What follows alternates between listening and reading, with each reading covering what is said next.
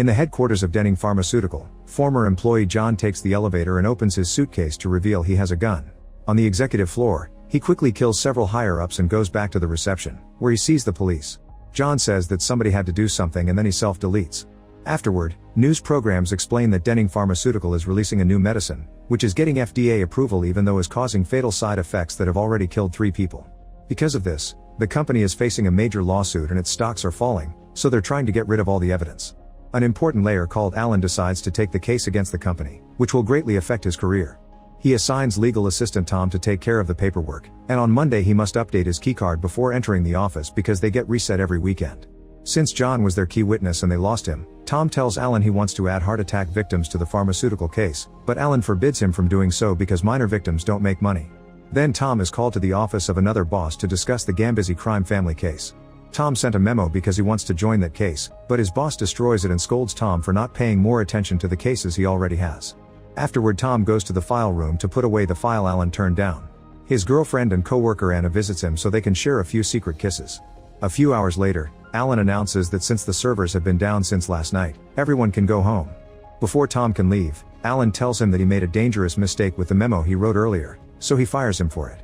In the elevator, Tom is joined by a man he never saw before. When they make it to the reception, the man leaves a suitcase on the floor and another guy picks it up before taking the elevator too, which Tom finds suspicious. After checking what floor the man went to, Tom tries to follow him, but his keycard has already been reset. He tries to leave but he sees the stranger waiting for something outside and gets worried, so he asks the guard to activate the elevator for him. Once he makes it to the office, Tom looks around and discovers his coworker Roger is at Tom's desk for some reason, so he asks his friend to open the door for him. Roger behaves strangely and Tom notices the file he put away on the desk. Getting more suspicious, he makes his phone start recording and hides it in a pencil holder. Afterward he keeps looking around and discovers the mysterious guy messing with the power box. One of the lawyers approaches the man to ask for an ID, not believing him when he says he's maintenance. When the lawyer tries to make a call to confirm his presence, the man takes out a gun and kills her.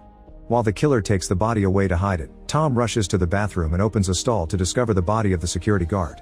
When he checks on him, the toilet sensor activates the flushing, so Tom closes the door and climbs on the toilet to hide. Soon the killer comes in and washes the blood off his face while talking to the body, mentioning he'll need the keys. Tom manages to move into the other stall by sneaking under the wall right before the killer takes the keys, gun, and radio from the body. Trying to hide, Tom climbs on this toilet and almost activates the flushing again, but thankfully the killer activates his toilet first and doesn't hear Tom. Then the killer destroys the radio and leaves to shut off the fire sprinkler before going into the file room, where he installs some explosives. Meanwhile, Tom rushes to the break room and finds Roger, so he tells him about the killer before they rush into the elevator. Unfortunately it isn't working, so they run down the corridor and try the emergency exit. However, the killer had already broken the bar and it can't be opened, so they're trapped. They return to the main area and try to use the reception computer, but the internet is down. Tom notices the killer is coming so the duo hides, but the killer still sees the computer has been used and gets suspicious. After disconnecting it, he enters the desk area, revealing he also has a keycard. Once he's out of sight, the duo leaves their hiding spot to try to think of something else. Tom takes Roger's keycard and opens the door to the executive offices to find Alan, so he sends Roger to find his phone and call the police. As Tom activates the lock, he drops his jacket and it gets stuck in the door. While Tom searches for Alan, Roger makes it to his desk and uses his phone to call his wife.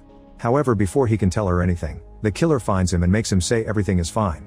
Tom sees all this through the window and so he runs to the break room to find a knife. After Roger hangs up, the killer takes out his gun and asks if there's anyone else working late. Roger lies and says it's just him, so the killer grabs a cable and proceeds to choke him, which is all recorded by Tom's phone. By the time Tom comes back, there's nobody at the desk. He grabs his phone and tries to call 911, but it runs out of battery. After connecting the charger, he looks around the office and finds Roger's body in his chair. At that moment the killer comes back and sees the jacket at the door, so Tom grabs Roger's keycard and quickly hides in the closet, where he's startled by the lawyer's body. Meanwhile, the killer begins dragging Roger's body while making a call on his own phone, complaining to someone because nobody was supposed to be up there. Suddenly Tom's phone gets enough charge to start ringing. The killer checks it out and after dismissing Anna's call, he discovers the video of his murder. He immediately deletes it and looks at the settings to find Tom's name and picture. Realizing this is the jacket's owner, he calls out Tom's name, but Tom stays hidden under a desk. After the killer leaves, Tom runs into another office and lights some paper on fire to try to activate the fire alarm, but it isn't working either. Suddenly Tom notices someone in an office in the neighboring building, so he makes a bigger flame inside the trash can and pushes it against the curtains to start a proper fire. This gets the neighbor's attention and Tom makes a gesture to ask him to call for help. Unfortunately, the killer smells something burning, so he grabs a fire extinguisher and rushes to the fire. Tom sees him and runs away before the killer comes inside to put out the flames, then he pretends he's using the phone so the neighbor won't call for help. Minutes later, Tom makes it to the reception and uses the computer to create a new keycard. The killer almost finds him, but he puts the computer in sleep mode and hides under the desk. After the killer leaves, Tom resets all the locks and now the killer can't use his card anymore. Afterward, Tom turns off most of the lights in the building and rushes to Alan's office, only to find him chatting with a woman. At that moment the killer shoots the office lock, so Tom hides behind the door. The guy seems to be familiar with Alan, but when the woman takes out a gun, he immediately kills her. Then he takes her gun and leaves, telling Alan to stay in his office. Once they're alone, Tom asks about the woman's identity and Alan reveals she's part of the Gambizzi crime family. She was supposed to testify against her husband, so Alan guesses the killer was sent by the mafia to shut her up. At that moment they hear a weird noise and discover the killer is trying to get into the file room by hitting the door with an axe, but it's impossible because it's reinforced steel and bulletproof glass. Afterward, Alan and Tom try to escape but must hide when they hear the killer coming. The guy arrives with the janitor and does an impression of his voice, asking Tom to come out or he'll die. Suspicious, Tom asks what nickname he always used for the janitor and obviously the killer doesn't know, so Tom guesses the janitor is already dead. Next the criminal turns the elevators back on, trying to make them come out. Alan and Tom check the corridor and find the janitor's body with a note that says "You win." At that moment they hear a phone ringing and rush to the desk, only to be shocked when Tom finds his own number calling. Alan guesses it's a trap and tries to escape, causing the killer to shoot him in the arm. The duo starts running away and the killer chases them as he continuously fires at them, so they hide in an office where they can lock the door. This one isn't reinforced though, so the criminal uses the axe to break it down. By the time he catches up to them, they're already getting into the file room. Tom tries to use the killer's phone to call for help, but it's protected with a password. The man still has Tom's phone and since it doesn't have a pin, he texts Anna to ask her to come over. Desperate to help her, Tom gets an idea and starts using the copy machine.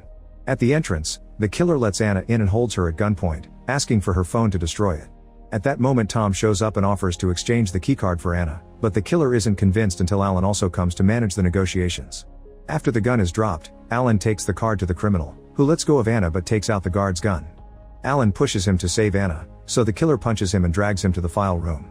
There he complains that Alan didn't clear the office, meaning they've been working together. After the killer activates the explosives, Tom shows up with the gun, only to discover the criminal has all the bullets. Alan uses the chance to run and the door closes, leaving the killer locked in the file room.